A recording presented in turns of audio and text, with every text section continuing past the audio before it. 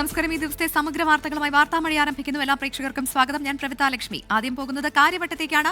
ശ്രീലങ്കയ്ക്കെതിരായ 2020 പരമ്പര സ്വന്തമാക്കി ഇന്ത്യൻ വനിതാ ടീം. കാര്യവട്ടത്തെ മൂന്നാം 2020യിൽ ഇന്ത്യക്ക് 8 വിക്കറ്റിന്റെ ജയം. പുറത്താകാതെ 79 റൺസ് നേടിയ ഷഫാലി വർമ്മയാണ് ഇന്ത്യൻ ജയം അനായാസമാക്കിയത്. അനിൽ വാസുദേവ് ചേരുന്നുണ്ട് കാര്യവട്ടം ഗ്രീൻഫീൽഡ് സ്റ്റേഡിയത്തിൽ നിന്ന്. അനിൽ, അങ്ങനെ നമ്മുടെ പുലിക്കുട്ടികൾ ഈ പരമ്പര സ്വന്തമാക്കിയിരിക്കുകയാണ്. ഷഫാലി വർമ്മയുടെ ഉൾപ്പെടെയുള്ള പ്രകടനം എങ്ങനെ വിലയിരുത്താം? പറഞ്ഞ പോലെ തന്നെ കാര്യങ്ങളെല്ലാം കാര്യവട്ടത്ത് കളറാണ്. ഇന്ത്യയെ സംബന്ധിച്ചിടത്തോളം ഒരു തകർപ്പൻ ജയത്തോടുകൂടി ശ്രീലങ്കയ്ക്കെതിരായി 2020 പരമ്പര തൂക്കിയിരിക്കുകയാണ് ടീം ഇന്ത്യ. വളരെ അനായാസം ആധികാരികമായി തന്നെയാണ് ഇന്ത്യയുടെ ജയം. ലങ്കയെ ആദ്യം കുറഞ്ഞ സ്കോറിൽ തന്നെ ഇന്ത്യക്ക് എറിഞ്ഞിടാൻ സാധിച്ചു. വെറും 112 റൺസ് മാത്രമാണ് ലങ്കയ്ക്ക് ആദ്യം ബാറ്റ് ചെയ്ത ലങ്കയ്ക്ക് നേടാനായത്. അത് 7 വിക്കറ്റ് നഷ്ടത്തിൽ. മറുപടി ബാറ്റിങ്ങിന് ഇറങ്ങിയ ഇന്ത്യക്ക് ഷഫാലി അത്യുഗ്രൻ തുടക്കമാണ് നൽകിയത്.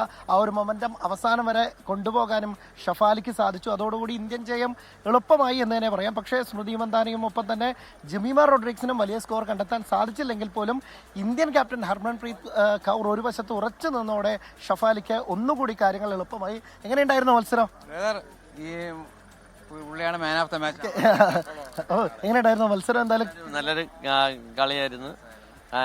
നല്ല റിയലി എൻജോയ് ഇറ്റ്. ഇനി ഇതേപോലത്തെ മാച്ചുകൾ ഇങ്ങോട്ട് വേണ്ടത് വരണം എന്ന്. ആദ്യമായിട്ട് കേരളത്തിൽ വരുന്ന അന്താരാഷ്ട്ര വനിതാ ക്രിക്കറ്റ് ആ മത്സരം തന്നെ ഒരു ഗംഭീര അടിപൊളിയായിരുന്നു. ഇന്ത്യനെ ഞാൻ പ്രതീക്ഷിക്കുന്നു ഇന്ത്യ അടിച്ചു ഇതാക്കിയിട്ടുണ്ട്. അതുകൊണ്ട് ആദ്യം തന്നെ വേഗം ഭക്ഷണം കഴിച്ച് ഇന്ത്യന്റെ കളി കണ്ടു. സത്യം പറയും, ഇന്ത്യ ബാറ്റിംഗ് ഇപ്പൊ പെട്ടെന്ന് തീർന്നു പോയി. സത്യം അടിപൊളി ബാറ്റിംഗ്. റിയലി ഇന്ത്യൻ ടീം ഇപ്പം വിമൻസ് ടീം എന്ന് പറഞ്ഞാൽ ഈസ് വണ്ടർഫുൾ. ഈ പറഞ്ഞതുപോലെ ഇന്ത്യയുടെ ഒരു അനായാസ ജയം. ഒരു പക്ഷേ ശ്രീലങ്ക ഒരു തരത്തിലും വെല്ലുവിളിയായില്ല എന്ന് തന്നെ പറയേണ്ടിയിരിക്കുന്നു. ബാറ്റിങ്ങിലേക്ക് വന്നപ്പോൾ അവരുടെ ക്യാപ്റ്റൻ ചമരി എട്ടപ്പെട്ടു അടക്കമുള്ളവരൊക്കെ തന്നെ നിരാശപ്പെടുത്തുന്ന കാഴ്ചയാണ് കണ്ടത്. 3 പേർക്ക് മാത്രമാണ് 2 അക്കം പോലും കടക്കാൻ സാധിച്ചത്. അവിടെ നിന്ന് ഇന്ത്യക്ക് ഒരു വലിയ സ്കോർ കൊടുക്കാതെ ആയപ്പോൾ തന്നെ പാതി ഇന്ത്യൻ ഇന്നിങ്സ് ജയിച്ചു എന്ന് തന്നെ പറയേണ്ടിയിരിക്കുന്നു. 2ാം ഘട്ടത്തിൽ വന്നപ്പോൾ ഷഫാലിയുടെ ഒരു തകർപ്പൻ ബാറ്റിംഗ് അത് തന്നെയാണ് എടുത്തു പറയേണ്ടത്. 79 റൺസ് പുറത്താകാതെ തുടർച്ചയായ 2ാം മത്സരത്തിലും അർദ്ധ സെഞ്ചുറി നേടി ഷഫാലി ഇന്ത്യയുടെ ജയം അനായാസമാക്കുന്ന കാഴ്ചയാണ് കണ്ടത്. പക്ഷേ മത്സരത്തിലെ താരമായി മാറുന്നത് രേണുക സിംഗ് താക്കൂറാണ്. ആദ്യ ഓവറിൽ 12 റൺസ് വിട്ടുകൊടുത്ത് പക്ഷേ പിന്നീട് ഒരു ഗംഭീര കംബാക്ക് നടത്തി വെറും 21 റൺസ് മാത്രം വിട്ടുകൊടുത്ത് 4 വിക്കറ്റ് എടുത്ത രേണുക സിംഗ് താക്കൂറാണ് കളിയിലെ താരം. ഒപ്പം തന്നെ 3 വിക്കറ്റുമായി ദീപ്തി ശർമ്മയും ഒരിക്കൽ കൂടി എന്തുകൊണ്ടാണ് ലോകത്തെ ഏറ്റവും മികച്ച ഓൾറൗണ്ടർ എന്നുള്ള ഒരു ഉത്തരം നൽകുന്ന കാഴ്ച കൂടി കണ്ടു. അങ്ങനെ 5 മത്സര പരമ്പരയിൽ ഇന്ത്യ 3-0 മുന്നിലാണ്. 2 മത്സരങ്ങൾ കൂടിയുണ്ട്, അതും നമ്മുടെ കാര്യവട്ടത്ത് തന്നെയാണ്. ആ മത്സരങ്ങൾ കൂടി ഇന്ത്യയെ സംബന്ധിച്ചിടത്തോളം വരാനിരിക്കുന്ന 2020 ലോകകപ്പിനുള്ള നല്ലൊരു ഒരുക്കമായി ഇരിക്കുമെന്ന് തന്നെ തർക്കമില്ല. 2 മത്സരങ്ങളിൽ വലിയ പരീക്ഷണങ്ങൾ യുവതാരങ്ങൾക്കൊക്കെ തന്നെ അവസരം കൊടുത്ത് ഇന്ത്യ വലിയ രീതിയിലുള്ള പ്രകടനം കാഴ്ചവെക്കും നമുക്ക് കരുതാം. എന്തായാലും കാര്യവട്ടത്തെ ഒരു ഗംഭീര മത്സരം, ഇന്ത്യക്ക് ഒരു ഗംഭീര വിജയം തന്നെയാണ് കാര്യവട്ടത്ത് ഉണ്ടായിരിക്കുന്നത്. പ്രവിത, അതാണ് അനിൽ വാസുദേവ് സൂചിപ്പിച്ചതുപോലെ തന്നെ നമ്മുടെ ചുണക്കുട്ടികൾ അങ്ങനെ ആ പരമ്പര തൂത്തുവാരിയിരിക്കുകയാണ്. ഷഫാലിയുടേത് ഉൾപ്പെടെയുള്ള വിസ്മയകരമായ പ്രകടനമാണ് ഈ കളിയിൽ കാണാൻ സാധിച്ചത്. ശ്രീലങ്കയ്ക്കെതിരായ 2020 പരമ്പര ഇന്ത്യ സ്വന്തമാക്കിയിരിക്കുന്നു എന്നുള്ള വിവരമാണ് അനിൽ വാസുദേവ് പങ്കുവച്ചത്. ഇനി മറ്റ് പ്രധാനപ്പെട്ട വാർത്തകളിലേക്ക് പോകാം. ശബരിമല സ്വർണ്ണക്കൊള്ളയിൽ കേന്ദ്ര ബിന്ദുവായി ഡി മണി. സ്വർണ്ണക്കൊള്ളയിൽ പുരാവസ്തു മാഫിയയ്ക്ക് ബന്ധമുണ്ട് എന്ന് വെളിപ്പെടുത്തിയ പ്രവാസി വ്യവസായിയുടെ മൊഴിയനുസരിച്ച് ഡിണ്ടിഗലിലെത്തിയ പ്രത്യേക അന്വേഷണ സംഘം ഡി മണിയെ ചോദ്യം ചെയ്തു. താൻ ഡി മണി അല്ല എന്നും എം സുബ്രഹ്മണിയാണെന്നുമാണ് ഇയാളുടെ പ്രതികരണം. എന്നാൽ SIT ചോദ്യം ചെയ്തത് ഡി മണിയെ തന്നെയാണ് എന്നാണ് ചിത്രം കണ്ട് തിരിച്ചറിഞ്ഞ പ്രവാസി വ്യവസായിയുടെ സ്ഥിരീകരണം. ദിണ്ടിഗലിലെ റൌണ്ട് റോഡിലുള്ള ഡി മണിയുടെ സ്ഥാപനമായ MSRD കെട്ടിടത്തിലായിരുന്നു ചോദ്യം ചെയ്യൽ. രാവിലെ ആരംഭിച്ച ചോദ്യം ചെയ്യൽ ഉച്ചവരെ നീണ്ടു. താൻ ഉപയോഗിക്കുന്ന നമ്പർ മറ്റൊരാളുടെ പേരിലുള്ളതാണെന്നും അതിനെക്കുറിച്ചാണ് അന്വേഷണ സംഘം വിവരങ്ങൾ ശേഖരിച്ചതെന്നും ഡി മണി 24-നോട് പറഞ്ഞു. என்னோட நம்பர் யாரும் மிஸ்யூஸ் பண்ணிருக்காங்க, அவ்வளவுதான். அதை வச்சு என்ன என்கொயரி பண்ணாங்க. வேற எந்த தொந்தரவும் அவங்க யாரும் பண்ணல. சரி, என்னோட நம்பர் வந்து இன்னொருத்தர் பேர்ல இருக்கு. அவரு யார்கிட்ட பேசியிருக்காரு. அந்த நம்பர் வெரிஃபை வந்துட்டு பண்றாங்க. மற்றபடி அவங்க எந்த டிஸ்டர்பன்ஸும் என்ன பண்ணல. அவங்க ചോദ്യം ചെയ്യലിന് ശേഷം പുറത്തിറങ്ങിയ ഡി മണി വീണ്ടും മാധ്യമങ്ങളെ കണ്ടു. SIT അന്വേഷിച്ചത് തന്നെയല്ലെന്നും തന്റെ പേര് സുബ്രഹ്മണിയെന്നാണെന്നും ഡി മണി പറഞ്ഞു. തനിക്ക് റിയൽ എസ്റ്റേറ്റ് ബിസിനസ്സാണ്, സ്വർണ്ണ വജ്ര വ്യാപാരങ്ങളില്ല. IT റിട്ടേൺസ് അടക്കമുള്ള വിവരങ്ങൾ അന്വേഷണ സംഘത്തിന് കൈമാറിയെന്നും ഡി മണി. உங்க பேர் என்ன கேட்டாங்க ஃபர்ஸ்ட். அதுக்கப்புறம் என்ன பிசினஸ் பண்றாங்க கேட்டாங்க. IT கேட்டாங்க. ஒன்னொன்னா அது இன்கம் டாக்ஸ் மாதிரியே எல்லாம் கேட்டாங்க. அவங்க எதுக்கு வந்தாங்க இன்னும் புரியவே இல்லை. டி மணின்னு கேட்டாங்க. இல்லைங்க நான் MS மணி, MS ஃபுல் நேம் சுப்ரமணியன். உங்க பேரு, அதாவது உங்க பேரு, உங்க சிம் வந்து, அதாவது உங்க என்னோட நம்பர் எனக்கு தெரியும், யாரை சொல்லிப்பாங்க தெரியுது. അതേസമയം SIT ചോദ്യം ചെയ്തത് ഡി മണിയെ തന്നെയാണെന്ന് ശബരിമല സ്വർണ്ണക്കൊള്ളയിൽ അന്താരാഷ്ട്ര വിഗ്രഹക്കടത്ത് സംഘത്തിന് ബന്ധമുണ്ടെന്ന് മൊഴി നൽകിയ പ്രവാസി വ്യവസായി സ്ഥിരീകരിച്ചു. ചിത്രം കണ്ടതിന് ശേഷമാണ് സ്ഥിരീകരണം. ഡി മണിയുടെ സുഹൃത്തായ ശ്രീകൃഷ്ണനെ ഇന്നലെയും ഇന്നും SIT ചോദ്യം ചെയ്തിരുന്നു. ഇതിന്റെ അടിസ്ഥാനത്തിൽ കൂടിയാണ് ഡി മണിയെ ചോദ്യം ചെയ്തത്. രണ്ടുപേരെയും ഒരുമിച്ചിരുത്തി അന്വേഷണ സംഘം ചോദ്യം ചെയ്യുമെന്നാണ് സൂചന. 24 ചെന്നൈ. ഇപ്പോൾ വരുന്നൊരു പ്രധാനപ്പെട്ട വാർത്തയിലേക്ക്. ശബരിമല സ്വർണ്ണക്കൊള്ള കേസ് മുഖ്യപ്രതി ഉണ്ണികൃഷ്ണൻ പോറ്റിയും മുൻ ദേവസ്വം മന്ത്രി കടകംപള്ളി സുരേന്ദ്രനും ഒപ്പമുള്ള ഫോട്ടോ പുറത്തുവിട്ട ഷിബു ബേബി ജോൺ. മുഖ്യമന്ത്രിക്ക് ഇതിൽ ദുരൂഹത തോന്നാത്തത് എന്ത് എന്ന ചോദ്യം. കൂടെയുള്ള പോലീസുകാരൻ ആരെന്നും ഷിബു ബേബി ജോൺ. വിവരങ്ങളുമായി അരുൺ രാജ് കൊല്ലത്ത് നിന്ന് ചേരുകയാണ്. അരുൺ, സോണിയാഗാന്ധിക്കൊപ്പമുള്ള ചിത്രം പങ്കുവച്ച് മുഖ്യമന്ത്രി വലിയ വിമർശനം ഉന്നയിച്ചിരുന്നു. ഇതിന് പിന്നാലെയാണല്ലോ ഇപ്പോൾ ദേവസ്വം മന്ത്രി കടകംപള്ളി സുരേന്ദ്രനൊപ്പമുള്ള ഫോട്ടോ ഷിബു ബേബി ജോൺ പങ്കുവച്ചിരിക്കുന്നത്. എന്തൊക്കെ വിവരങ്ങളാണ് ഇതുമായി ബന്ധപ്പെട്ട് ലഭിക്കുന്നത്? പ്രവിത, ഈ ചിത്രം പങ്കുവെക്കുമ്പോൾ തന്നെ RSP സംസ്ഥാന സെക്രട്ടറിയായ ഷിബു ബേബി ജോൺ മുന്നോട്ട് വെക്കുന്നത് എന്റെ കയ്യിൽ ഇരുന്ന ചിത്രങ്ങളാണ്. ഉണ്ണികൃഷ്ണൻ പോറ്റി സോണിയാഗാന്ധിയുമായി നിൽക്കുന്ന ചിത്രത്തിൽ മുഖ്യമന്ത്രിക്ക് ദുരൂഹത തോന്നുന്നുണ്ടെങ്കിൽ എന്തുകൊണ്ടാണ് താൻ പങ്കുവെക്കുന്ന ഈ ചിത്രത്തിൽ ദുരൂഹത തോന്നാത്തത് എന്നുള്ളതാണ് അദ്ദേഹം ചോദിക്കുന്നത്. ഈ സോണിയാഗാന്ധിയെ കണ്ടാൽ ശബരിമലയിൽ കയറാൻ കഴിയില്ല. പക്ഷേ ദേവസ്വം മന്ത്രിയായിരുന്ന കടകംപള്ളി സുരേന്ദ്രനെ കണ്ടാൽ അന്ന് ശബരിമലയിലേക്ക് ആർക്കും പ്രവേശനം എളുപ്പമായിരുന്നു. അതുകൊണ്ട് ഈ ഫോട്ടോയിൽ കാണുന്നത് ആര് എന്നൊന്ന് വ്യക്തമാക്കണം. മുഖ്യമന്ത്രിക്ക് ഇതിൽ എന്തുകൊണ്ടാണ് ദുരൂഹത തോന്നാത്തത് എന്ന ചോദ്യമാണ് ഷിബു ബേബി ജോൺ വ്യക്തമാക്കി ചോദിക്കുന്നത്. കൂടെയുള്ള പോലീസുകാരൻ. ശരി അരുൺ, തുടരുക. ഇപ്പോൾ ഷിബു ബേബി ജോൺ തന്നെ നമ്മളോടൊപ്പം ടെലിഫോൺ ലൈനിൽ ചേരുന്നുണ്ട്. ശ്രീ ഷിബു ബേബി ജോൺ, ഇപ്പോൾ താങ്കൾ പങ്കുവച്ച ആ പോസ്റ്റ് ഞങ്ങൾ ഇപ്പോൾ പ്രേക്ഷകരിലേക്ക് എത്തിക്കുകയായിരുന്നു. അതിലിപ്പോൾ ദേവസ്വം മന്ത്രിയുമായി മുൻ ദേവസ്വം മന്ത്രിക്കൊപ്പം നിൽക്കുന്ന ആ ചിത്രമാണ് ഇപ്പോൾ താങ്കൾ പങ്കുവച്ചിരിക്കുന്നത്. സ്വാഭാവികമായും ഇതിൽ പ്രധാനമായും ഉയരുന്ന ചോദ്യം അത് തന്നെയാണ്. ഇതിൽ മുഖ്യമന്ത്രിക്ക് എന്ത് പറയാനുണ്ട് എന്നുള്ളതാണല്ലോ. അല്ല, സാധാരണഗതിയിൽ പൊതുപ്രവർത്തകരോടൊപ്പം ആൾക്കാർ സെൽഫി എടുക്കുന്നത് അത് നടക്കുന്ന കാര്യമാണ്. പക്ഷെ ഇവിടെ ഉള്ള വിഷയം ഇതൊരു കേവലം സെൽഫി എടുക്കുന്ന ഫോട്ടോ അല്ലല്ലോ. ഒരു വളരെ സൗഹൃദ സംഭാഷണത്തിൽ ഏതോ ഒരു എയർപോർട്ടിന് മുമ്പിൽ ഒരു മേശയുടെ ചുറ്റിനും ഒരു പോലീസ് ഉദ്യോഗസ്ഥൻ വാക്കി ടോക്കി മേശപ്പുറത്ത് വെച്ചിരിക്കുന്നു. ഉണ്ണികൃഷ്ണൻ പോറ്റിയുണ്ട്, വകുപ്പ് മന്ത്രിയായിട്ടുള്ള കടകംപള്ളിയുണ്ട്. അതേ ദിവസം തന്നെ മറ്റൊരു ഫോട്ടോയുടെ വന്നിട്ടുണ്ട്. അതായത് ഇതെല്ലാം എന്റെ കയ്യിൽ നേരത്തെ ഉണ്ടായിരുന്നെങ്കിലും ഒരു പൊതുപ്രവർത്തകൻ എന്നുള്ള നിലയിൽ സംഭവിച്ചു എന്നാണ് ഞാൻ ധരിച്ചിരുന്നത്. പക്ഷേ മുഖ്യമന്ത്രി തന്നെ കേരളത്തിൽ സോണിയാഗാന്ധിയെ കണ്ടതൊരു വലിയൊരു ദുരൂഹതയായി ചൂണ്ടിക്കാണിച്ചപ്പോൾ അതിനേക്കാൾ 10 മടങ്ങ് ദുരൂഹത ഈ ഫോട്ടോയിലുണ്ട് എന്നാണ് സാധാരണ ബുദ്ധിയിൽ തോന്നുന്ന ഒരാൾക്ക് തോന്നുന്നത്. അതെ, ഈ ചിത്രത്തിൽ ഇവരോടൊപ്പം ഒരു പോലീസുകാരനെ കാണാമല്ലോ. അപ്പോൾ ഇത് ആരാണെന്ന് താങ്കൾ ചോദിക്കുന്നുമുണ്ട്. എനിക്കറിയില്ല. ഗവൺമെന്റാണ് ഇത് വിശദീകരിക്കേണ്ടത്. കടകംപള്ളിയാണ് വിശദീകരിക്കേണ്ടത്, മുഖ്യമന്ത്രിയാണ് വിശദീകരിക്കേണ്ടത്. ഇത് ആരാണ് ഈ പോലീസുകാരൻ? പോലീസ് ഉദ്യോഗസ്ഥനാണ്, വാക്കി ടോക്കി മേശപ്പുറത്ത് വെച്ചേക്കുന്ന ഉദ്യോഗസ്ഥനാണ്. അത് തന്നെ വളരെ അസ്വാഭാവികമാണ്. ഒരു മന്ത്രിയും ഒരു പോലീസ് ഉദ്യോഗസ്ഥനും വളരെ സൗഹാർദ്ദപരമായ അന്തരീക്ഷത്തിൽ ഒരു എയർപോർട്ടിന്റെ മുമ്പിൽ ഇരിക്കുന്നതൊക്കെ സാധാരണഗതിയിൽ കാണുന്ന കാര്യമല്ല. അവിടെ ഉണ്ണികൃഷ്ണൻ പോറ്റിയുണ്ട് ആ സൗഹൃദ കൂട്ടായ്മയിൽ. അതെന്താണെന്നുള്ളത് വിശദീകരിക്കേണ്ട കാര്യങ്ങൾ തന്നെയാണ്. ഇത് എവിടെ വെച്ചെടുത്ത ഫോട്ടോ ആണെന്നാണ് താങ്കൾ മനസ്സിലാക്കുന്നത്? എനിക്കറിയില്ല. ഞാനത് കൊച്ചി വിമാനത്താവളമാണോ ബാംഗ്ലൂർ വിമാനത്താവളമാണോ എന്നുള്ള സംശയമുണ്ടായിരുന്നു. എന്തായാലും ബാംഗ്ലൂർ വിമാനത്താവളത്തിന്റെ പുറത്ത് കേരളത്തിലെ ഒരു ഉദ്യോഗസ്ഥൻ പോകുമോ ഇല്ലയോ എനിക്കറിയില്ല. ഇതെല്ലാം വ്യക്തത കൊണ്ടുവരേണ്ടത് ഇതുമായി ബന്ധപ്പെട്ടവരാണ്. ഇത് കൊച്ചിയാണോ ബാംഗ്ലൂർ ആണോ മറ്റേതെങ്കിലും വിമാനത്താവളമാണോ എവിടെ വെച്ചാണ് ഇങ്ങനെ ഒരു കൂട്ടായ്മ നടന്നത്? ഒരു സൗഹൃദ കൂട്ടായ്മ, ഒരു ചർച്ച നടക്കുകയാണ്, ഒരു സൗഹൃദമായ ചർച്ച നടക്കുകയാണ്. ഒരു കേവലം ഒരു സെൽഫി എടുക്കലല്ല. അത് എവിടെ വെച്ചാണെന്നുള്ളത് വിശദീകരിക്കേണ്ട അവരാണ്. എനിക്കറിയില്ല. തീർച്ചയായും മന്ത്രിയായിരുന്ന കാലത്ത് ഇപ്പോൾ അങ്ങ് സൂചിപ്പിച്ചതുപോലെ തന്നെ പലരും വന്ന് കാണാറുണ്ട് എന്നൊക്കെ ഒരു പക്ഷേ മന്ത്രി കടകംപള്ളി സുരേന്ദ്രനും പറയാൻ സാധിക്കുമല്ലോ. എന്നാൽ ഈ ചിത്രത്തിൽ കേവലം ഒരു സൗഹൃദത്തിനപ്പുറം അസ്വാഭാവികത കണ്ടെത്താനാകുന്നുണ്ട് എന്ന് തന്നെയല്ലേ? അല്ലാതെ നിങ്ങൾക്ക് ആ ഫോട്ടോ കണ്ടപ്പോ എന്താണ് തോന്നുന്നത് എന്നുള്ളതാണല്ലോ. ഒരു പൊതുപ്രവർത്തകരുടെ മുമ്പിൽ ഒരു സെൽഫി എടുക്കാൻ ഈ കാലഘട്ടത്തിൽ എല്ലാവരും വരും. നമ്മൾക്ക് അറിയില്ല, നമ്മളിന്ന് സെൽഫി എടുക്കും. ഇതൊരു സെൽഫി അല്ല, അതിനപ്പുറത്തേക്ക് ഒരു സൗഹൃദം ഈ ഫോട്ടോയിൽ വ്യക്തമാണ്. അത് നിങ്ങൾക്കും ബോധ്യപ്പെട്ടിട്ടുണ്ടെന്ന് ഞാൻ വിശ്വസിക്കുന്നു. ശരി, വളരെയധികം നന്ദി ശ്രീ ഷിബു ബേബി ജോൺ പ്രതികരിച്ചതിന്. ഇപ്പോൾ ശബരിമല സ്വർണ്ണക്കള്ള കേസ് മുഖ്യപ്രതി ഉണ്ണികൃഷ്ണൻ പോറ്റിയും മുൻ ദേവസ്വം മന്ത്രി കടകംപള്ളി സുരേന്ദ്രനും ഒപ്പമുള്ള ഫോട്ടോയാണ് RSP സംസ്ഥാന സെക്രട്ടറി ഷിബു ബേബി ജോൺ പങ്കുവച്ചിരിക്കുന്നത്. മുഖ്യമന്ത്രിക്ക് ഇതിൽ ദുരൂഹത തോന്നാത്തത് എന്തെന്നാണ് അദ്ദേഹത്തിന്റെ ചോദ്യം. കൂടിയുള്ള പോലീസുകാരൻ ആരാണ് എന്നും ഷിബു ബേബി ജോൺ ചോദിക്കുകയാണ്. അതേ ചോദ്യം തന്നെയാണ് അദ്ദേഹം ഇപ്പോൾ 24-നോടും പങ്കുവച്ചത്. അരുൺ രാജ് കൊല്ലത്ത് നിന്ന് കൂടുതൽ വിശദാംശങ്ങളുമായി ഒരിക്കൽ കൂടി ചേരുകയാണ്. അരുൺ, അപ്പോൾ ഈ ചിത്രം അതിന്റെ കൂടുതൽ വിശദാംശങ്ങളൊക്കെ ഇനി ലഭ്യമാകുന്നുണ്ട്. ഈ ഫോട്ടോയിലുള്ള പോലീസുകാരൻ ആരാണ് എന്നുള്ളതാണ് ഇപ്പോൾ ഷിബു ബേബി ജോൺ തന്നെ ഉന്നയിക്കുന്ന പ്രധാനപ്പെട്ട ചോദ്യം. ഷിബു ബേബി ജോൺ മുന്നോട്ട് വെച്ച ഒരു സംശയം, ഈ വാക്കി ടോക്കിയുമായി ഒരു ഉദ്യോഗസ്ഥൻ പോകണമെങ്കിൽ സ്വാഭാവികമായും അതിലൊരു സൗഹൃദ സംഭാഷണം അക്കാര്യത്തിൽ ഉണ്ടായിട്ടുണ്ട്. ഉന്നത ഉദ്യോഗസ്ഥൻ തന്നെയാണ് അക്കാര്യത്തിൽ പങ്കെടുത്തിട്ടുള്ളത്. ഈ സൗഹൃദ കൂട്ടായ്മയുടെ ലക്ഷ്യം എന്ത് എന്ന ചോദ്യമാണ് അദ്ദേഹം മുന്നോട്ട് വെക്കുന്നത്. അതുപോലെ തന്നെ ഇക്കാര്യത്തിൽ കടകംപള്ളിയും അതുപോലെ തന്നെ കടകംപള്ളി സുരേന്ദ്രനും സർക്കാരും മുഖ്യമന്ത്രിയുമാണ് മറുപടി പറയേണ്ടത്. ഇത് എവിടെ വെച്ചെടുത്തു, ആരാണ് ഈ പോലീസ് ഉദ്യോഗസ്ഥൻ, എന്താണ് ഈ ചർച്ചയിൽ നടന്നത്?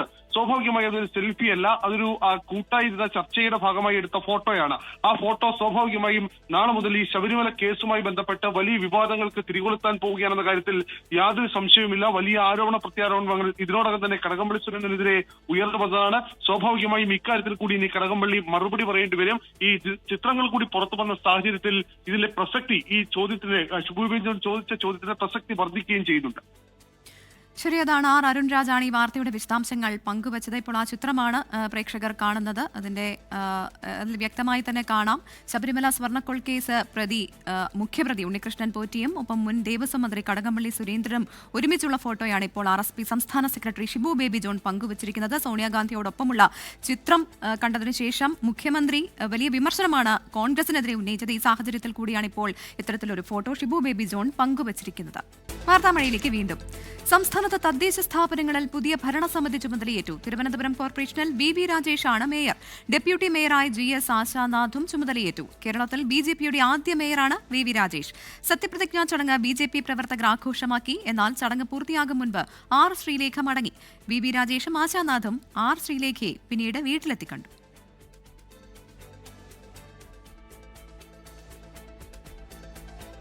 തിരുവനന്തപുരം കോർപ്പറേഷനിൽ BJPക്ക് ചരിത്ര നിമിഷം. കേരളത്തിൽ ലഭിച്ച ആദ്യത്തെ മേയർ പദവിയിൽ ഈശ്വരനാമത്തിൽ സത്യപ്രതിജ്ഞ ചെയ്ത് VV രാജേഷ് അധികാരമേറ്റു. തിരുവനന്തപുരം മുനിസിപ്പൽ കോർപ്പറേഷനിലെ മേയറായി തെരഞ്ഞെടുക്കപ്പെട്ട അഡ്വക്കേറ്റ് VV രാജേഷ് എന്ന ഞാൻ നിയമാനുസരണം നടപ്പാക്കിയ ഇന്ത്യൻ ഭരണഘടനയോട് യഥാർത്ഥമായ വിശ്വാസവും കൂറും പുലർത്തുമെന്നും ഈശ്വരനാമത്തിൽ സത്യപ്രതിജ്ഞ ചെയ്യുന്നു. 50 വോട്ട് നേടിയാണ് VV രാജേഷ് വിജയിച്ചത്. കണ്ണമ്മൂലയിൽ നിന്നുള്ള സ്വതന്ത്രൻ രാധാകൃഷ്ണൻ BJPക്ക് വോട്ട് ചെയ്തു. പൗണ്ട് കടവ് ഡിവിഷനിൽ നിന്നും വിജയിച്ച കോൺഗ്രസ് വിമതൻ സുധീഷ് കുമാർ വോട്ടെടുപ്പിൽ നിന്നും വിട്ടുനിന്നു. LDF സ്ഥാനാർത്ഥി RP ശിവജിക്ക് 29 വോട്ടും UDF സ്ഥാനാർത്ഥി KS ശബരിനാഥന് 17 വോട്ടും ലഭിച്ചു. UDFന്റെ 2 വോട്ടുകൾ അസാധുവായി. 51 അംഗങ്ങളുടെ പിന്തുണയോടെ GS ആശാനാഥ് ഡെപ്യൂട്ടി മേയറായും ചുമതലയേറ്റു. വയോജനങ്ങൾക്ക് ആരോഗ്യ പരിരക്ഷ ഉറപ്പാക്കാൻ 50 ലക്ഷം രൂപ അനുവദിക്കുമെന്ന് മേയറുടെ ആദ്യ പ്രഖ്യാപനം. 101 കൗൺസിലർമാരോടും പ്രധാനമന്ത്രി തിരുവനന്തപുരത്ത് എത്തുമ്പോൾ അവരവരുടെ വാർഡുകളിലും കോർപ്പറേഷൻ മുഴുവനായും നടപ്പിലാക്കേണ്ട കാര്യങ്ങളെക്കുറിച്ച് അവരിൽ നിന്നും നിർദ്ദേശം സ്വീകരിക്കണമെന്നുള്ള ഉപദേശം നൽകിയാണ് രാജീവ് ചന്ദ്രശേഖർജി ഞങ്ങളെ അയച്ചത്. സത്യപ്രതിജ്ഞാ ചടങ്ങ് നടക്കുന്നതിനിടെ കൌൺസിൽ ഹാളിൽ നിന്ന് ശ്രീലേഖ തിരികെ പോയി. സ്വകാര്യ ചടങ്ങിൽ പങ്കെടുക്കാൻ പോയെന്നാണ് വിശദീകരണം. വൈകിട്ടോടെ മേയർ VV രാജേഷും ഡെപ്യൂട്ടി മേയർ GS ആശാനാഥും ശ്രീലേഖയെ വീട്ടിലെത്തിക്കണ്ടു. മേയറെ തിരഞ്ഞെടുത്തതിൽ തർക്കമില്ല എന്ന് BJP സംസ്ഥാന അധ്യക്ഷൻ രാജീവ് ചന്ദ്രശേഖർ. ഞങ്ങളുടെ പാർട്ടിയിൽ എത്രയോ പേരുണ്ട്, ക്വാളിഫൈഡും പ്രവർത്തിക്കാൻ കഴിവുള്ള എത്രയോ ലീഡേഴ്സ് ഉണ്ട്. എല്ലാവർക്കും കഴിവുണ്ട്. പക്ഷേ ഈ പ്രോസസ്സിൽ നമുക്കറിയാലോ, ഒരു കോർപ്പറേഷനിൽ ഒരു മേയർ മാത്രമല്ലല്ലോ. അതേസമയം കൌൺസിൽ അംഗങ്ങൾ ദൈവങ്ങളുടെ പേരിൽ സത്യപ്രതിജ്ഞ ചെയ്തതിനെതിരെ ഹൈക്കോടതിയെ സമീപിക്കുമെന്ന് CPIM അറിയിച്ചു. ആര്യ രാജേന്ദ്രൻ മേയറായിരിക്കെയുണ്ടായ അഴിമതി ആരോപണങ്ങളിൽ അന്വേഷണം ആവശ്യപ്പെട്ട് കോൺഗ്രസ് മുൻ കൌൺസിലർ ശ്രീകുമാർ മേയർക്ക് പരാതി നൽകി. 24 തിരുവനന്തപുരം. ഇനി ശബരിമല വാർത്തകളിലേക്കാണ്. ശരണം Sannidhanam co powered by Ramesh RG നല്ലെണ്ണ. ആർജിക്കാം നല്ലൊരു പ്രാർത്ഥനാശീലം. കളർ മങ്ങാത്ത വൃത്തി. ലേക്രോൾ കാർ ഷാംപൂ. തരിതരിയായ GRB നെയ്. പ്യുവറാണ്, അത് ഷുവറാണ്. Co sponsored by BLM Kerala, Tamil Nadu, Pondicherry. ശബരിമലയിൽ മണ്ഡലപൂജയോടനുബന്ധിച്ചുള്ള തങ്കയങ്കി ഘോഷയാത്ര സന്നിധാനത്തെത്തി. ഭക്തലക്ഷങ്ങളാണ് തങ്കയങ്കി ചാർത്തിയുള്ള ദീപാരാധന ദർശിച്ചത്. നാളെയാണ് മണ്ഡലപൂജ. ഈ മാസം 23-ന് ആറന്മുള പാർത്ഥസാരഥി ക്ഷേത്രത്തിൽ നിന്ന് തിരിച്ച തങ്കയങ്കി ഘോഷയാത്ര ഉച്ചയോടെയാണ് പമ്പയിലെത്തിയത്. തുടർന്ന് തന്ത്രി പുഷ്പഹാരം ചാർത്തി യാത്രയാക്കിയ സംഘം സന്നിധാനത്തേക്ക്. തീവെട്ടിയും കർപ്പൂരാഴിയും വാദ്യമേളങ്ങളും അകമ്പടിയാക്കി തങ്കയങ്കി 18-ാം പടി കടന്ന കൊടിമര ചുവട്ടിലെത്തിയതോടെ കർപ്പൂര ദീപങ്ങൾ തെളിഞ്ഞു.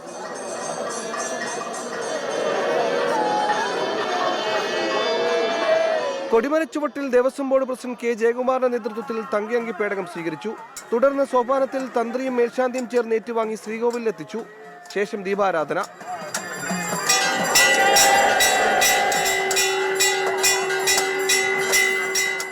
നാളെ രാവിലെ 10:10-നും 11:00-നും മധ്യയാണ് മണ്ഡലപൂജ. രാത്രി 10-ന് ഹരിവരാസനം പാടി നടയടച്ചാൽ 30-ന് മകരവിളക്ക് ഉത്സവത്തിനാകും നട തുറക്കുക.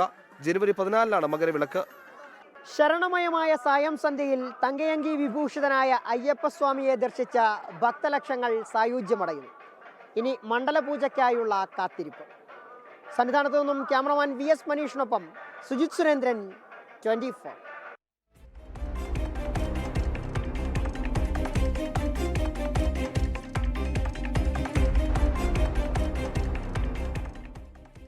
ഇപ്പോൾ വളരെ പ്രധാനപ്പെട്ട ഒരു വാർത്ത തൃശൂരിൽ നിന്ന് സൂരജ് സജി റിപ്പോർട്ട് ചെയ്യുകയാണ്. തൃശൂർ കോർപ്പറേഷനിലെ മേയർ സ്ഥാനവുമായി ബന്ധപ്പെട്ട് കോൺഗ്രസ് നേതൃത്വത്തിനെതിരെ ഗുരുതര ആരോപണം ഉന്നയിച്ച കൗൺസിലർ ലാലി ജെയിംസിനെ പാർട്ടിയിൽ നിന്ന് സസ്പെൻഡ് ചെയ്തു എന്നുള്ളതാണ്. സംഭവത്തെക്കുറിച്ചുള്ള കൂടുതൽ വിശദാംശങ്ങൾ ലഭ്യമായിക്കൊണ്ടിരിക്കുന്നതേയുള്ളൂ. ലാലി ജെയിംസിനെതിരെ കടുത്ത നടപടിയാണ് ഇപ്പോൾ കോൺഗ്രസ് നേതൃത്വം സ്വീകരിച്ചിരിക്കുന്നത്. സൂരജ് സജി വിവരങ്ങളുമായി ചേരുന്നുണ്ട്. സൂരജ്, മുൻപ് തന്നെ ഇതൊരു സൂചനയുണ്ടായിരുന്നു ലാലിക്കെതിരെ നടപടി ഉണ്ടാകുമെന്നുള്ളത്, വിവരങ്ങൾ? പ്രവിത, തീർച്ചയായും ഇപ്പോൾ ലാലി ജെയിംസിനെതിരെ കടുത്ത നടപടിയുമായി കോൺഗ്രസ് നേതൃത്വം എത്തിയിരിക്കുന്നു. KPCC ലാലി ജെയിംസിനെ സസ്പെൻഡ് ചെയ്തിരിക്കുന്നു എന്നുള്ളതാണ് ഔദ്യോഗികമായി തന്നെ വാർത്താക്കുറിപ്പിലൂടെ അറിയിച്ചിരിക്കുന്ന കാര്യം. ഇന്ന് രാവിലെയാണ് ലാലി ജെയിംസ് മാധ്യമങ്ങളെ കണ്ട് നേതൃത്വത്തിനെതിരെ ഗുരുതരമായ ആരോപണം അടക്കം ഉന്നയിച്ചത്. അതായത് ഈ പണം വാങ്ങിക്കൊണ്ട് തൃശൂർ മേയർ സ്ഥാനം ഈ വിറ്റു എന്ന തരത്തിലുള്ള ആരോപണമാണ് ഉയർത്തിയത്. ഈ പണപ്പെട്ടിയുമായി നടന്നുകൊണ്ട് നിജി ജസ്റ്റിൻ, അതായത് തൃശൂർ മേയറായി തെരഞ്ഞെടുക്കപ്പെട്ട നിജി ജസ്റ്റിന്റെ ഭർത്താവ് അടക്കം ഈ പണപ്പെട്ടിയുമായി നടന്ന് പലർക്കും പണം വിതരണം ചെയ്താണ് ഈ മേയർ സ്ഥാനം നേടിയെടുത്തത് എന്ന തരത്തിലുള്ള ഗുരുതരമായ ആരോപണമായിരുന്നു ഉന്നയിച്ചത്. അതിൽ AICC ജനറൽ സെക്രട്ടറി KC വേണുഗോപാലിനെയും അതോടൊപ്പം തന്നെ ദീപാദാസ് മുൻഷി അടക്കം തുടങ്ങി DCC നേതൃത്വത്തെ വരെ പ്രതിക്കൂട്ടിൽ നിർത്തുന്ന ഒരു സാഹചര്യം കൂടി ഉണ്ടായിരുന്നു. ഈ സാഹചര്യത്തിലാണ് തൃശൂർ കോർപ്പറേഷന്റെ കൗൺസിലറും അതോടൊപ്പം തന്നെ മഹിളാ കോൺഗ്രസ് നേതാവുമായ ലാലി ജെയിംസിനെ ജില്ലാ കോൺഗ്രസ് കമ്മിറ്റിയുടെ റിപ്പോർട്ടിന്റെ അടിസ്ഥാനത്തിൽ KPCC പ്രസിഡന്റ് പാർട്ടിയിൽ നിന്ന് സസ്പെൻഡ് ചെയ്തതായി അറിയിച്ചിരിക്കുന്നത്. നെയ്യാറ്റിൻകര സനലാണ് ഇത്തരത്തിൽ ഈ സസ്പെൻഡ് ചെയ്തുകൊണ്ട് ഈ ഉത്തരവ് പുറത്തിറക്കിയിരിക്കുന്നത്. KPCC പ്രസിഡന്റിന് വേണ്ടിയാണ് ഈ ഇത്തരത്തിൽ ഇത് പുറത്തിറക്കിയിരിക്കുന്നത്. ഔദ്യോഗികമായി തന്നെ KPCC ഇതിന്റെ ഉത്തരവ് പുറത്തുവിടുകയും ചെയ്തിട്ടുണ്ട്. ഇന്ന് രാവിലെ, അതായത് കഴിഞ്ഞ ദിവസങ്ങളിലെല്ലാം തന്നെ ലാലി ജെയിംസിനെയാണ് ഈ തൃശൂർ മേയർ സ്ഥാനത്തേക്ക് ഉയർത്തിക്കാട്ടിയിരുന്നത്. കാരണം കഴിഞ്ഞ 4 ടേമിൽ കൗൺസിലർ ആയിരുന്നു ലാലി ജെയിംസ്. അതുകൊണ്ട് തന്നെ സ്വാഭാവികമായി ലാലി ജെയിംസ് അടക്കമുള്ള നേതാക്കളെയാണ് ഇത്തരത്തിൽ പരിഗണിക്കുന്നത് എന്നുള്ള വാർത്തകളായിരുന്നു പുറത്തു വന്നിരുന്നത്. തൊട്ടു പിന്നാലെയാണ് ഇന്നലെ ഈ നിജി ജസ്റ്റിൻ എന്ന് പറയുന്ന പുതുമുഖ കൗൺസിലർ ആയിട്ടുള്ള നിജിയുടെ പേരിലേക്ക് നേതൃത്വം എത്തുന്നത്. ഇതോടുകൂടിയാണ് ഇന്ന് രാവിലെ ലാലി ഒരു പൊട്ടിത്തെറിയിലേക്ക് പോയത്. അതിൽ ഈ ഗുരുതരമായ ആരോപണം ഉന്നയിക്കുന്നു. അതിൽ ദേശീയ നേതൃത്വം ഇടപെട്ടുകൊണ്ടാണ് ഈ നിജി ജസ്റ്റിനെ മേയറാക്കിയത് എന്നുള്ള ലാലി ആദ്യഘട്ടത്തിൽ ചൂണ്ടിക്കാണിച്ചത്. അതിൽ ഈ പണത്തിന്റെ സ്വാധീനം വളരെ പ്രധാനമായി ചൂണ്ടിക്കാണിക്കുന്നു. KC വേണുഗോപാൽ അതോടൊപ്പം തന്നെ ദീപാദാസ് മുൻഷി എന്നിവരാണ് ഈ നിയമനത്തിന് പിന്നിൽ. അവർക്ക് ഇവിടെ പണിയെടുക്കുന്നത് ആരാണ് എന്നത് അറിയില്ല. പകരം പണത്തിന്റെ സ്വാധീനം അടയാളപ്പെടുത്തിക്കൊണ്ടായിരുന്നു ഈ നിയമനം. DCC പ്രസിഡന്റ് ജോസഫ് ടാജറ്റ് അടക്കമുള്ളവർ ഈ പണത്തിന് വഴങ്ങി എന്നുള്ളതായിരുന്നു ഈ ആരോപണമായി ഉയർത്തിക്കാട്ടിയിരുന്നത്. ഈ പെട്ടിയിൽ പണവുമായി നടന്നുകൊണ്ട് പലർക്കും അത് വിതരണം ചെയ്തു എന്നടക്കമുള്ള തരത്തിൽ ഗുരുതരമായ ആരോപണങ്ങൾ ഈ ലാലി ജെയിംസ് മുന്നോട്ട് വെച്ചിരുന്നു. അതിൽ പറയുന്നത് പലരും തന്നോട് ഇക്കാര്യം വ്യക്തമാക്കി എന്നുള്ളതായിരുന്നു ലാലി ജെയിംസ് ഇന്ന് മാധ്യമപ്രവർത്തകരോട് വ്യക്തമാക്കിയ കാര്യം. ആദ്യഘട്ടത്തിൽ തന്നെ DCC പ്രസിഡന്റ് ജോസഫ് ടാജറ്റ് അടക്കം അച്ചടക്ക നടപടി ഉണ്ടാകുമെന്ന സൂചനകൾ നൽകിയിരുന്നു ഈ പ്രസ്താവനയ്ക്ക് തൊട്ടു പിന്നാലെ. പക്ഷേ ഈ ലാലി ജെയിംസ് പിന്നീട് നടന്ന മേയർ തെരഞ്ഞെടുപ്പിലായാലും ഡെപ്യൂട്ടി മേയർ തെരഞ്ഞെടുപ്പിലായാലും പങ്കെടുത്തുകൊണ്ട് വോട്ട് ചെയ്യുകയും ആ ഹാളിലടക്കം തുടരുകയും ചെയ്തു. അതുകൊണ്ട് തന്നെ ഒരുപക്ഷെ അച്ചടക്ക നടപടിയിൽ ഒരു മൃദു സമീപനം ഉണ്ടാകും എന്നുള്ളതാണ് കണക്ക് കൂട്ടിയത്. പക്ഷേ DCC നേതൃത്വമാകട്ടെ അതിൽ കൃത്യമായ അച്ചടക്ക നടപടി ഉണ്ടാകണമെന്ന് ആവശ്യപ്പെട്ടു. ഇതിന്റെ അടിസ്ഥാനത്തിൽ ഇവർ KPCC നേതൃത്വത്തിന് ഇത് സംബന്ധിച്ചുള്ള ഒരു റിപ്പോർട്ട് സമർപ്പിക്കുകയും ചെയ്തു. ഇതിന്റെ അടിസ്ഥാനത്തിലാണ് ഇപ്പോൾ ലാലി ജെയിംസിനെ സസ്പെൻഡ് ചെയ്തുകൊണ്ടുള്ള ഉത്തരവ് KPCC നേതൃത്വം പുറത്തിറക്കിയിരിക്കുന്ന. പ്രവിത, സൂരജ്, സസ്പെൻഷൻ നടപടി വന്നാൽ കൂടുതൽ കാര്യങ്ങൾ തുറന്ന് പറയുമെന്ന് ലാലി ജെയിംസ് നേരത്തെ തന്നെ ഒരു മുന്നറിയിപ്പ് നൽകിയിരുന്നു. അങ്ങനെയെങ്കിൽ ഇനിയുള്ള ദിവസങ്ങളിൽ കൂടുതൽ വെളിപ്പെടുത്തലിനൊക്കെ സാധ്യതയുണ്ടോ? തീർച്ചയായും പ്രവിധ, അതായത് ഇന്ന് രാവിലെ മാധ്യമപ്രവർത്തകരെ കണ്ട ശേഷമാണ് ആദ്യഘട്ട ഒരു വെളിപ്പെടുത്തൽ അല്ലെങ്കിൽ ആദ്യഘട്ട ആരോപണമായി ലാലി ജെയിംസ് രംഗത്തെത്തുന്നത്. പിന്നീട് കോർപ്പറേഷനിലെത്തിയ ലാലി ജെയിംസിനോട് ഈ DCC പ്രസിഡന്റ് അടക്കം പ്രതികരണം ശ്രദ്ധയിൽപ്പെടുത്തിയിരുന്നു. ലാലി ജെയിംസിനെതിരെ നടപടി ഉണ്ടാകും എന്ന സൂചനയാണ് DCC നേതൃത്വം മുന്നോട്ട് വെക്കുന്നതെന്ന് പറഞ്ഞ സമയത്ത് തന്റെ കയ്യിൽ നേതാക്കൾക്കെതിരെ തെളിവുകളുണ്ട്, ഈ പാർട്ടിയെ തന്നെ വെട്ടിലാക്കുന്ന പല തെളിവുകളും തന്റെ കയ്യിലുണ്ട്, തനിക്കെതിരെ അച്ചടക്ക നടപടി എടുക്കുകയാണെങ്കിൽ ജില്ലയിലെ നേതാക്കൾ ആരും തന്നെ അച്ചടക്കമുള്ളവരല്ല, അവർക്ക് അച്ചടക്കമില്ല എന്ന് തെളിയിക്കുന്ന, അതായത് സാമ്പത്തിക ഇടപെടൽ എന്ന് വേണ്ട അല്ലാതെയുള്ള, അതായത് അവരുടെ മോശം പ്രവൃത്തികൾ അടക്കം തെളിയിക്കുന്ന പല തെളിവുകളും തന്റെ കയ്യിലുണ്ട് എന്ന് ലാലി നേതൃത്വത്തെ വെല്ലുവിളിക്കുകയും ചെയ്തു. അങ്ങനെയെങ്കിൽ തനിക്കെതിരെ നടപടിയെടുക്കൂ, ആ സമയത്ത് കാണാം തന്റെ കയ്യിലുള്ള തെളിവുകൾ എത്രമാത്രമാണ് എന്നുള്ളത് ആ സമയത്ത് കാണാം എന്നുള്ളതായിരുന്നു ലാലി ജെയിംസിന്റെ വെല്ലുവിളി. സ്വാഭാവികമായും അച്ചടക്ക നടപടി ഉണ്ടായിക്കഴിഞ്ഞാൽ ഇനി ലാലി ജെയിംസ് സ്വാഭാവികമായും തന്റെ കയ്യിലുള്ള തെളിവുകൾ ഉണ്ടെങ്കിൽ സ്വാഭാവികമായും ലാലി ജെയിംസ് അത് പുറത്തുവിടുകയും ചെയ്യും എന്നുള്ളതാണ് നമുക്ക് മനസ്സിലാക്കാൻ കഴിയുന്നത്. അതോടൊപ്പം തന്നെ ഇന്ന് ലാലി ജെയിംസ് പറഞ്ഞിരുന്നു തനിക്ക് ടേം വ്യവസ്ഥയിൽ മേയർ സ്ഥാനം അടക്കം ഓഫർ ചെയ്തിരുന്നതാണ്, അതായത് അടുത്ത ടേമിൽ പരിഗണിക്കാം എന്നുള്ളതാണ് ഉറപ്പ് നൽകിയത്. താൻ ഇനി അങ്ങനെ ഒരു മേയർ ആകാനില്ല എന്നു കൂടി ലാലി ജെയിംസ് ഇന്ന് മാധ്യമപ്രവർത്തകരെ കണ്ട സമയത്ത് പറയുകയും ചെയ്തു. അങ്ങനെയെങ്കിൽ രണ്ടും കൽപ്പിച്ച് ലാലി ജെയിംസ് രംഗപ്രവേശനം ചെയ്യുകയായിരുന്നു എന്നുള്ളതാണ് നേതൃത്വം കണക്ക് കൂട്ടുന്നത്. സ്വാഭാവികമായും ആ സ്ഥിതിയിലാണ് മുന്നോട്ട് പോകുന്നതെങ്കിൽ നേതൃത്വത്തിനെതിരെ വരും ദിവസങ്ങളിൽ അല്ലെങ്കിൽ നാളെ തന്നെ ലാലി ജെയിംസ് ആഞ്ഞടിക്കുന്നതിനുള്ള സാധ്യതയുണ്ട്. പ്രത്യേകിച്ച് മുൻ പ്രതിപക്ഷ നേതാവായിട്ടുള്ള രാജൻ പല്ലനെതിരെയൊക്കെ ഇന്ന് ഗുരുതരമായ ആരോപണമാണ് ഉയർത്തിയത്. രാജൻ പല്ലൻ കഴിഞ്ഞ 10 വർഷമായി പ്രതിപക്ഷ നേതാവായിരിക്കുന്നു. ആ സമയത്ത് രാജൻ പല്ലന്റെ പ്രവർത്തനം എങ്ങനെയായിരുന്നു എന്നതിന്റെ തെളിവുകളെല്ലാം തന്നെ തന്റെ കയ്യിലുണ്ട്. ഇനി പുതിയ കൗൺസിൽ അധികാരമേറ്റതിനു ശേഷം അവർക്ക് ട്യൂഷൻ എടുക്കാൻ പോലും രാജൻ പല്ലൻ വരേണ്ടതില്ല.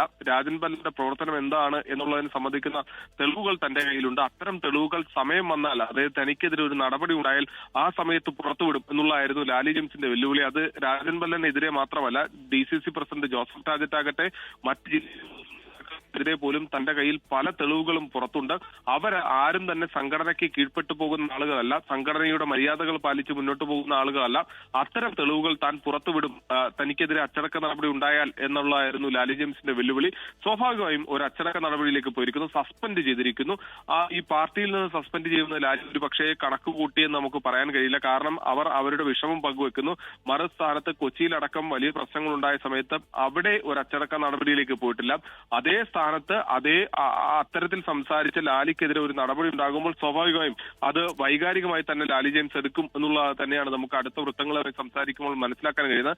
അങ്ങനെയെങ്കിൽ ഒരു കൂടുതൽ പൊട്ടിത്തെറിയിലേക്ക് ഈ സാഹചര്യം പോകും. ഇന്ന് മുതിർന്ന നേതാക്കളടക്കം DCC നേതൃത്വത്തോട് പറഞ്ഞത് ലാലിക്കെതിരെ ഒരു അച്ചടക്ക നടപടി ഉണ്ടാകരുത് എന്ന് മുതിർന്ന നേതാക്കൾ, അതായത് ജില്ലയിലെ പഴയകാല നേതാക്കളടക്കം പറഞ്ഞിരുന്നു. അങ്ങനെ ലാലിക്കെതിരെ ഒരു അച്ചടക്ക നടപടിയിൽ ഉണ്ടായാൽ കൂടുതൽ കലുഷിതമാകുന്ന ഒരു അന്തരീക്ഷത്തിലേക്ക് തൃശൂരിലെ കോൺഗ്രസ് രാഷ്ട്രീയം പോകും. അത് ഒഴിവാക്കണം എന്നുള്ളതാണ് പറഞ്ഞത്. രാവിലത്തെ പ്രതികരണം ഒഴിച്ചാൽ പിന്നീട് മേയർ തെരഞ്ഞെടുപ്പുമായി ലാലി സഹകരിക്കുന്നു, ഡെപ്യൂട്ടി മേയർ തെരഞ്ഞെടുപ്പുമായി ലാലി സഹകരിക്കുന്നു എന്നുള്ളത് മാത്രമല്ല, ഈ വോട്ട് രേഖപ്പെടുത്തിയതിനു ശേഷവും ഈ കൗൺസിൽ ഹാളിൽ തുടരുക അടക്കമുള്ള കാര്യങ്ങൾ ലാലിയുടെ ഭാഗത്തുനിന്നുണ്ടായി. അങ്ങനെ പാർട്ടിക്ക് വിധേയമായിക്കൊണ്ടുള്ള ഒരു പെരുമാറ്റമാണ് ലാലിയുടെ ഭാഗത്തുനിന്ന് പിന്നീട് അടക്കമുണ്ടായത്. ഒരു മനോവിഷമം പങ്കുവെക്കുന്നതിനപ്പുറത്തേക്ക് ഒരു അച്ചടക്ക നടപടിയിലേക്ക് കൊണ്ടുപോകരുത് എന്നത് പഴയകാല നേതാക്കൾ അടക്കം പറഞ്ഞതാണ്. പക്ഷേ DCC ആരോപണമല്ലല്ലോ, നേതാക്കൾ പണം വാങ്ങി ഈ മേയർ സ്ഥാനം മറിച്ചു കൊടുത്തു എന്നുള്ളത് ഒരു പ്രധാനപ്പെട്ട ആരോപണം തന്നെയല്ലേ? അപ്പോൾ ഇതൊരു വ്യക്തിഹത്യ എന്നുള്ള രീതിയിൽ മാത്രമാണോ പാർട്ടി കാണുന്നതോ മറ്റ് ആഭ്യന്തര അന്വേഷണത്തിലേക്കൊക്കെ പാർട്ടി കടക്കാനുള്ള ഒരു സാധ്യതയുണ്ടോ?